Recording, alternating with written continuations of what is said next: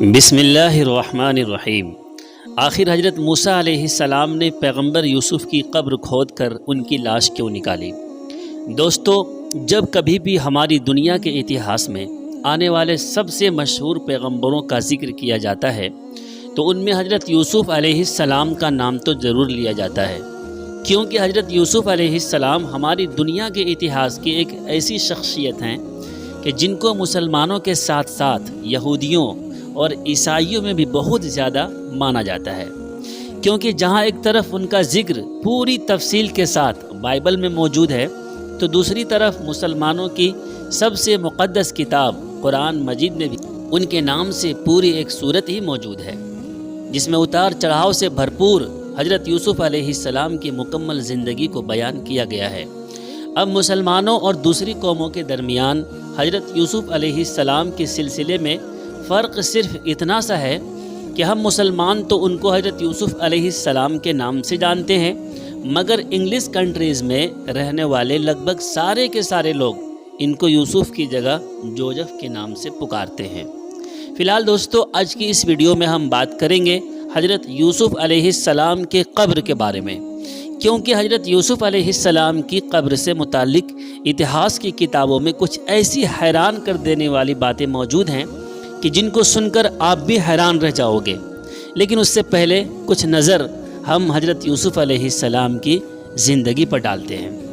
بچپن ہی سے حضرت یوسف علیہ السلام کے اوپر نبی ہونے کے آثار ظاہر ہونے لگے تھے۔ ایک دن حضرت یوسف علیہ السلام نے خواب دیکھا کہ سورج، چاند اور 11 ستارے ان کو سجدہ کر رہے ہیں، تو انہوں نے فوراً آ کر اپنے والد حضرت یعقوب علیہ السلام سے یہ خواب بیان کیا، جس پر انہوں نے اپنے بیٹے حضرت یوسف علیہ السلام سے کہا کہ وہ اس خواب کے بارے میں کسی کو بھی کچھ نہ بتائیں۔ لیکن حضرت یوسف علیہ السلام بہت چھوٹے تھے، اس لیے وہ اپنے والد کی حکمت نہ سمجھ سکے اور جا کر اپنے سوتیلے بھائیوں کو وہ خواب بتا دیا۔ حضرت یوسف علیہ السلام کے بھائیوں میں سے ایک نے کہا کہ خواب میں چاند، سورج اور ستاروں کا یوسف کو سجدہ کرنا، اس کا مطلب کہ سورج سے مراد ہمارے والد حضرت یعقوب ہیں، اور چاند سے مراد ہماری ماں، اور 11 ستاروں کا مطلب ہم سبھی سوتیلے بھائی۔ تو اس کا صاف مطلب ہے کہ یہ یوسف ہم سبھی بھائیوں کو حقیر سمجھتا ہے اور ہمیں والد کی نظروں میں گرانا چاہتا ہے۔ بس اسی دن سے ان سبھی بھائیوں کے اندر حضرت یوسف علیہ السلام کی نفرت بیٹھ گئی، اور پھر ایک دن موقع پا کر وہ سبھی بھائی حضرت یوسف علیہ السلام کو دور ایک ریگستان میں لے کر گئے، اور وہاں لے جا کر ان لوگوں نے حضرت یوسف علیہ السلام کو بہت زیادہ مارا پیٹا، جس کی وجہ سے حضرت یوسف علیہ السلام کافی زخمی ہو گئے۔ ان کا ایک بھائی تو حضرت یوسف علیہ السلام کو خنجر سے قتل کرنا چاہتا تھا، لیکن بڑے بھائی نے اسے ایسا کرنے سے روک لیا، اور پھر حضرت یوسف علیہ السلام کے زخموں سے خون صاف کرنے لگا۔ ساتھ ہی ساتھ اس بڑے بھائی نے اپنے چھوٹے بھائیوں کو سمجھایا کہ اب یوسف کو معاف کر کے انہیں گھر واپس لے کر چلو، لیکن بڑے بھائی کی ایسی باتوں پر سبھی چھوٹے بھائی غصہ ہونے لگے، اور قریب تھا کہ یہ سبھی بھائی مل کر حضرت یوسف علیہ السلام کے ساتھ اس بڑے بھائی کو بھی قتل کر دیتے۔ اس لیے بڑے بھائی نے موقع غنیمت سمجھ کر کہا کہ چلو یوسف کو قتل تو نہ کرو، لیکن اسے کسی ویران کنویں میں ڈال دو۔ یہ سن کر سبھی بھائیوں نے حامی بھرتے ہوئے حضرت یوسف علیہ السلام کو اپنے ساتھ لیا اور دور ریگستان کے ایک گہرے و نمکین پانی کے کنویں کے پاس پہنچے۔ وہاں پہنچ کر انہوں نے پہلے تو حضرت یوسف علیہ السلام کی قمیض نکالی، اور اس کے بعد حضرت یوسف علیہ السلام کو اس کنویں میں پھینک دیا۔ پھر ان سبھی بھائیوں نے ایک بکرا ذبح کیا، اور اس کے خون سے حضرت یوسف علیہ السلام کی قمیض کو پوری طرح رنگ لیا، اور پھر اسے لے کر وہ گھر پہنچے۔ گھر پہنچ کر جب ان کے والد حضرت یعقوب علیہ السلام نے اپنے بیٹوں سے پوچھا کہ آخر یوسف کہاں ہے، تو وہ سبھی لوگ گھٹنوں پر بیٹھ کر زور زور سے رونے لگے، اور پھر حضرت یعقوب علیہ السلام کو قمیض دکھاتے ہوئے کہا کہ ہم لوگ یوسف کو اپنے سامان کے پاس چھوڑ کر دور کھیلنے چلے گئے تھے، مگر شام کے وقت جب ہم سامان کے پاس واپس لوٹے تو دیکھا کہ میرے بھائی یوسف کو تو بھیڑیا نے کھا لیا ہے۔ یہ سن کر حضرت یعقوب علیہ السلام روتے ہوئے وہ قمیض لے کر اپنے کمرے میں چلے گئے، مگر کچھ دیر بعد واپس آئے اور اپنے بیٹوں سے پوچھا کہ اے لڑکو، اگر یوسف کو بھیڑیا نے کھایا ہے تو ان کی قمیض تو پھٹی ہونی چاہیے، لیکن یہ تو بالکل صحیح سلامت ہے۔ تو آخر وہ بھیڑیا کتنا سمجھدار تھا۔ والد کی ایسی بات سن کر ان سبھی بیٹوں کے پاس کوئی جواب نہ بچا۔ تھوڑی دیر بعد یہودا نے کہا کہ اس بات پر تو ہم لوگ بھی حیران ہیں کہ آخر ان کی قمیض کیوں نہیں پھٹی۔ حضرت یعقوب علیہ السلام سمجھ چکے تھے کہ میرے لڑکے مجھے دھوکہ دے رہے ہیں، اس لیے کہا کہ اے میرے بچوں توبہ کر لو، کیونکہ ہمارا خدا سب کچھ جانتا ہے۔ اس کے بعد ایک لمبے وقت تک حضرت یعقوب علیہ السلام اپنے سبھی لڑکوں سے ناراض رہے۔ دوسری طرف حضرت یوسف علیہ السلام کو اس کنویں کے پاس گزر رہے ایک تجارتی قافلے نے نکال لیا اور پھر انہیں مصر کے بازار میں جا کر ایک غلام کے طور پر عزیز مصر سے بیچ دیا۔ عزیز مصر نے حضرت یوسف علیہ السلام کو بہت اچھی طرح سے پالا پوسا، یہاں تک کہ اسی کے گھر میں حضرت یوسف علیہ السلام جوان ہوئے۔ حضرت یوسف علیہ السلام کو اللہ نے دنیا کی آدھی خوبصورتی عطا فرمائی تھی، اس لیے جو بھی انہیں دیکھتا تو حیران رہ جاتا۔ عزیز مصر کی ایک